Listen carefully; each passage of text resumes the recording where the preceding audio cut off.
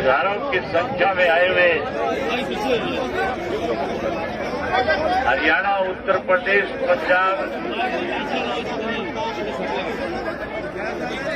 उत्तराखंड, मध्य प्रदेश से आए हुए मेरे किसान भाइयों, माताओं, बहनों, मीडिया के सभी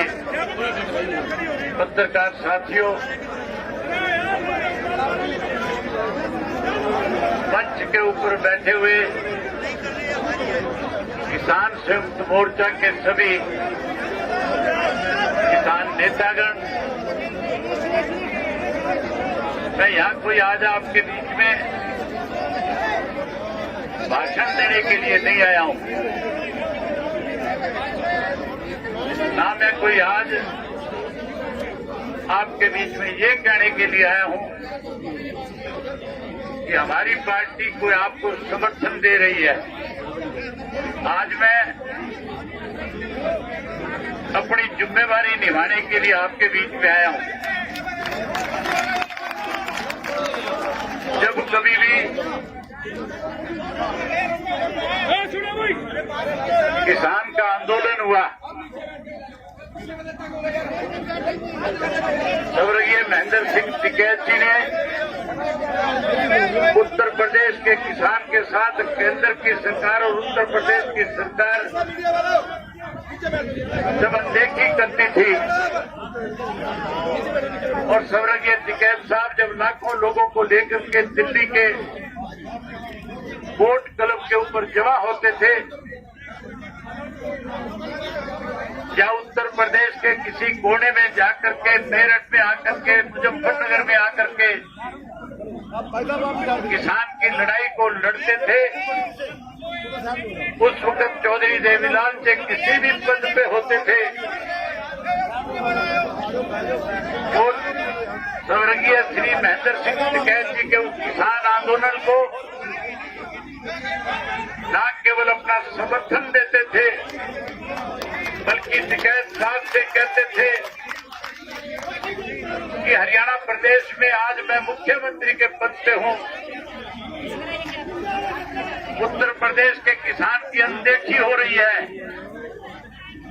उत्तर प्रदेश के किसान के खेत की बिजली काटी जा रही है, हरियाणा प्रदेश की सरकार के जुम्मे जो आप जिम्मेवारी लगाओगे, चौधरी देवीलाल टिकैत साहब से कहते थे कि मैं उस जिम्मेवारी को पूरा करने का काम करूंगा। और उस आंदोलन को तब तक हम अपनी पार्टी की तरफ से ताकत देते थे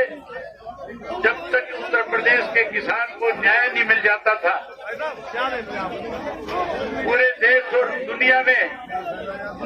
टिकैत साहब की और चौधरी देवीलाल जी की जो दोस्ती थी, जो उनका संघर्ष था, आज भी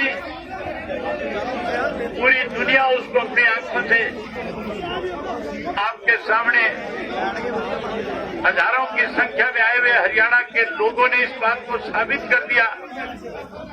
कि हम उस दोस्ती पे आज फिर मोड़ लगाने के लिए आए हैं। जहां 27 तारीख को इसी बॉर्डर के ऊपर हजारों लोगों के बीच में पर्ची पहुंचा दी ऊपर। टिकैत साहब 26 जनवरी को जो दिल्ली के अंदर दिल्ली की केंद्र की सरकार ने आरएसएस के लोगों को उस आंदोलन में कहीं किसान की पोशाक पहना करके उस आंदोलन को खत्म करने की जो साजिश रची थी, उसके बारे में टिकैत साहब बैठे हुए किसानों को जब संबोधित कर रहे थे, जब सारी बात उनसे बता रहे थे, मैं सोशल मीडिया पे देख रहा था कि हजारों पुलिस के कर्मचारी जो शांति से आंदोलन चलाने का काम कर रहे थे, किसान उनके चारों तरफ आकर के खड़े हो गए थे और बारी बारी कह रहे थे कि हम टिकैत साहब को गिरफ्तार करने के लिए आए हैं, और टिकैत साहब भी अपनी तरफ से लोगों को संबोधित करते हुए ये कह रहे थे कि हमने किसी तरह से विरोध नहीं करना, पुलिस के लिए रास्ता बढ़ा करके दो, मैं गिरफ्तारी देने के लिए तैयार हूं। लेकिन साथियों, हैरानी की बात थी, जो काम प्रशासन का है, जो काम सरकार का है, भारतीय जनता पार्टी ने अपने यहाँ के एमएलए को सैकड़ों की संख्या में बदमाशों को साथ लेकर के इसी पुल के नीचे, जिन्होंने यहाँ के डीएम को और एसपी से कहा था कि अगर आप इनको यहाँ, पहले तो आप इनको यहाँ से हटाओ, अगर आप नहीं हटाओगे तो वो बदमाश किस्म का एमएलए अपने साथ हथियारबंद लोग लेकर के जो यहाँ आया था, जो कह रहा था कि अगर आप इन्हें नहीं हटाओगे तो फिर हम इनको हटाने का काम करेंगे। मैं आज उत्तर प्रदेश के मुख्यमंत्री जी से कहने के लिए आया हूं कि मुख्यमंत्री जी, इस किसान के साथ बातचीत के जरिए तो आप इस आंदोलन को खत्म कर सकते हो, लेकिन आप अपनी पार्टी की, अपनी सरकार की तरफ से कहीं कोई दबंगई दिखा करके, कहीं कोई लाठी और डंडा दिखा करके, बंदूक दिखा करके अगर इस किसान आंदोलन को कुचलने की चेष्टा करोगे, अगर इस किसान आंदोलन के साथ कोई छेड़खानी करोगे, तो यहाँ केवल उत्तर प्रदेश, हरियाणा और पंजाब का किसान नहीं, बल्कि पूरे देश का किसान आकर के जहां आपकी सरकार का तख्ता पलट करने का काम करेगा, वहीं किसान अपनी इस लड़ाई में केंद्र की सरकार को कृषि के तीनों काले कानूनों को खत्म करवाने के लिए, इन कानूनों को न केवल खत्म कराएगा,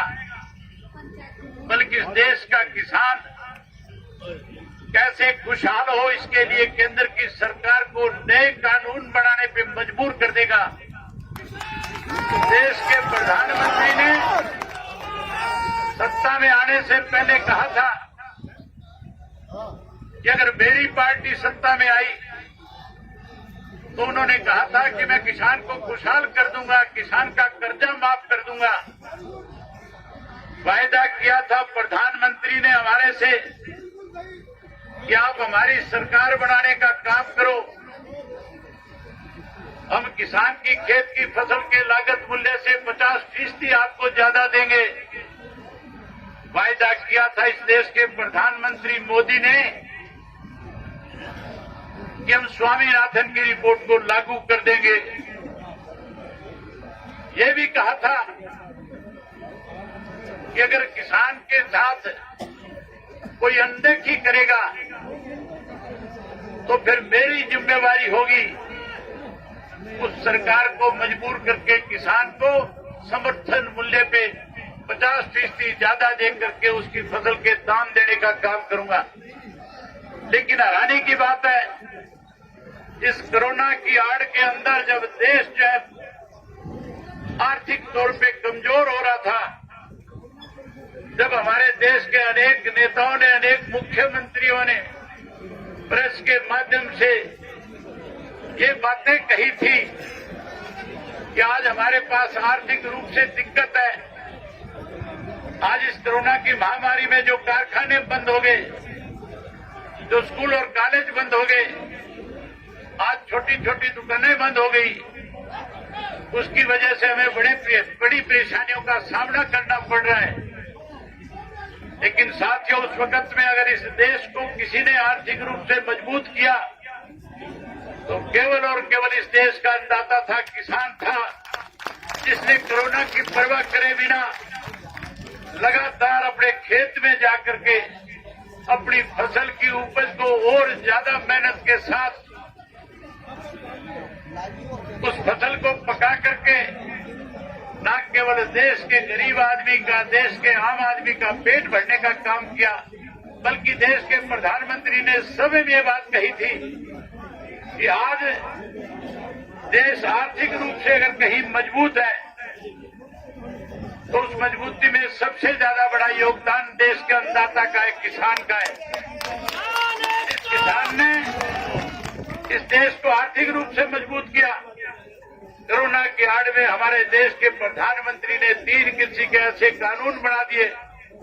जिसकी वजह से